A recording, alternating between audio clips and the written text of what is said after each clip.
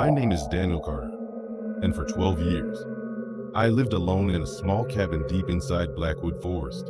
People always ask me why I chose to live so far away from everyone else. I always gave them the same answer: because the forest was peaceful. For years, I knew every sound that echoed between those trees: the calls of owls, the footsteps of deer, the rustling of animals in the darkness.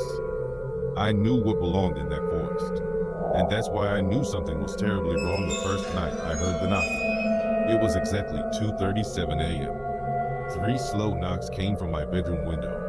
Knock, knock, knock. I told myself it was a branch, an animal, anything that made sense. But deep down, I knew the truth. Branches don't knock. Animals don't ask for permission. Something was standing outside my window, and it wanted me to know it was there. I sat frozen in bed, staring at the curtain just inches away from me. The knocking came again. Slow, calm, patient. When I finally pulled the curtain aside and pointed my flashlight into the darkness, there was nothing there.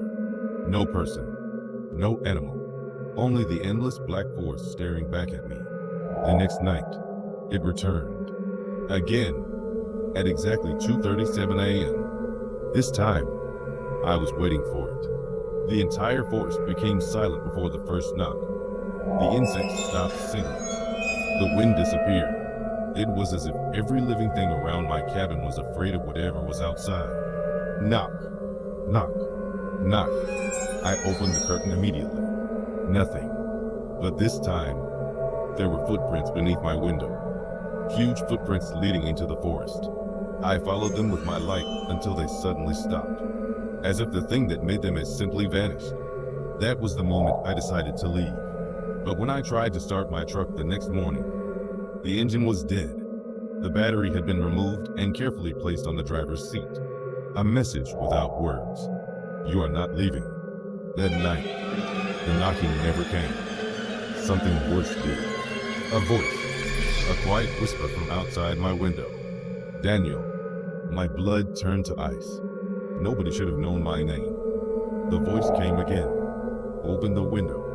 It didn't scream. It didn't threaten me. It simply waited, patiently, for hours. It whispered the same words: let me inside. I'm cold. Open the window. When sunrise finally came, the voice disappeared. But beneath my window, written in the dirt, were three words I will never forget. You looked at me. I went to the nearest town and spoke to an old hunter named Samuel. The moment he heard the name Blackwood Forest, the color drained from his face. He told me about a creature that had lived among those trees for centuries. A creature that could never enter a home unless someone invited it. So it waited, every night, knocking, watching, until someone opened the window. I asked him what happened to those who did. He looked me directly in the eyes and whispered, they become the next thing that knocks. I wanted to believe it was only a story, a legend made to scare children. But on the final night, I learned the truth. At exactly 2:37 a.m., the knocking returned. Only this time, it wasn't coming from outside. It was coming from inside my cabin. The bedroom door slowly opened, revealing a dark hallway. And there, standing at the end of it, was a figure too tall to be human. Its body was twisted like smoke and broken bones. Its face was nothing but darkness. Then it raised its hand and knocked against the wall 3 times. Knock, knock, knock. Then it spoke with my own voice. Daniel, I'm cold. Open the window.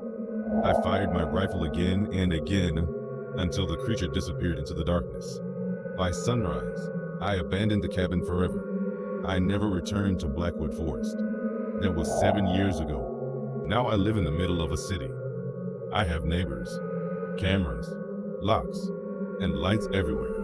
I convinced myself that what happened in that forest was nothing more than a nightmare.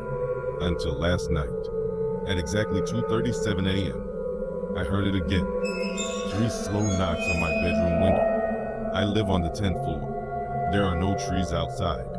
There is no place for anyone to stand. I have not opened the curtain, Not yet.